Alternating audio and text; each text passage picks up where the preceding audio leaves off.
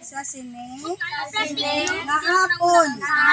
Salamat sa Balatara ka pa opportunity dunggola? Dunggol. nga makapamati naman kami sa Bible story. Salamat kay ginalungan mo kami sa bilog nga simana. Salamat kay may mga friends kami kag may family sa amon palibot nga nagapalangga sa amon. Salamat man kay naka-school kami nakaupod namon ang amon mga classmates teachers.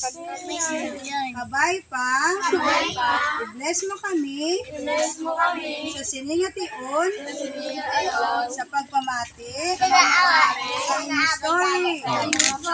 Nagai kami sa kaalam na maintindihan namon ang story na gusto mo ipalabot sa amon. Bless kami sa siningation. Malayo kami sa mga kasablagan. Thank you, Jesus. In Jesus' name.